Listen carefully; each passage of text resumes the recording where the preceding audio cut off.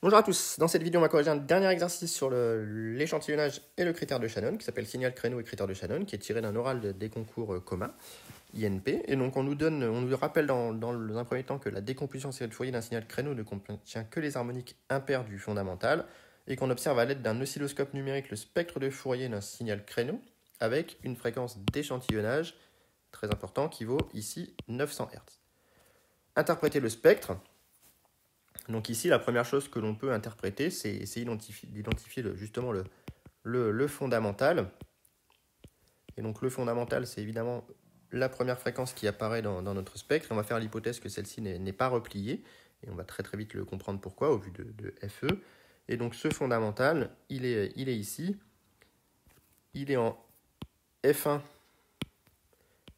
égale 100 Hz. Donc on a FE supérieur à 2F1, donc elle n'est pas repliée cette fréquence, donc elle correspond bien au fondamental. Et donc maintenant que j'ai identifié le fondamental, alors ici il ne faut pas regarder les ordonnées, ce ne sont pas des volts, c'est simplement quand on calcule une transformée de Fourier, ça fait apparaître un nombre d'échantillons. Donc ici, on va maintenant représenter le spectre théorique et on va essayer de le comparer au spectre obtenu pour voir si ce spectre est fidèle ou non. Donc le spectre théorique du créneau, avec un tel fondamental, eh bien, ça nous donne, encore une fois, je vais pas trop m'attarder sur les valeurs numériques des amplitudes, mais plutôt des fréquences. Donc on a un fondamental qu'on a mis à 100 Hz, qui va être le terme d'amplitude le plus grand. Voilà. Donc ça, c'est le fondamental. Et donc évidemment, on s'attend à avoir une harmonique de rang 3, puisque on nous parle des harmoniques impaires à 300 Hz, une harmonique de rang 5 à 500 Hz, une harmonique de rang 7 à 700 Hz, etc. On peut continuer comme ça. Hein. Et donc, comme on a FE égale 900 Hz, eh bien, le critère de Shannon,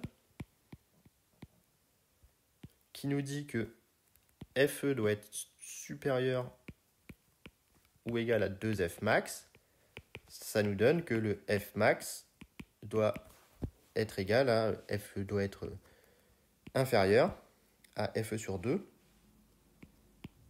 Et FE sur 2, c'est 450 Hz. Donc je vais mettre une petite barre ici à 450 Hz pour dire que c'est la barre pour laquelle le spectre va être fidèle. Ici, ça va être la partie fidèle et la partie, évidemment, qui va être repliée, non fidèle. Ici, ça sera fidèle puisque les fréquences seront inférieures à FE sur 2. Et là, ce sera non fidèle et donc on va avoir un repliement. Donc maintenant, on va aller identifier sur notre spectre expérimental si on a bien observé ce type de phénomène. Donc on voit bien qu'on a une fréquence en 300 Hz qui correspond bien à la fréquence F2. Ça, c'est F1. Oups. On va prendre les stylos. Ça, c'est F1. Donc ça, c'est F2 égale 3F1. Pas de problème.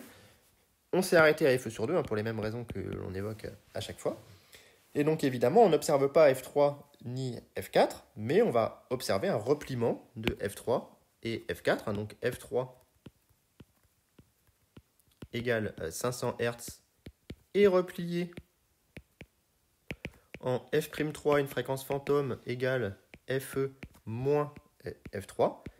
Et donc c'est égal à 400 Hz. Donc on va aller regarder notre spectre. Et en effet, à 400 Hz, on a bien ici une fréquence fantôme qui correspond à F'3 égale à FE moins F3.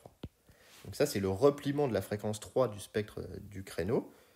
Et enfin, le dernier, c'est le vert. On a F4 égale 700 Hz qui est replié en F'4 égale FE moins F4 égale eh bien, 200 Hz.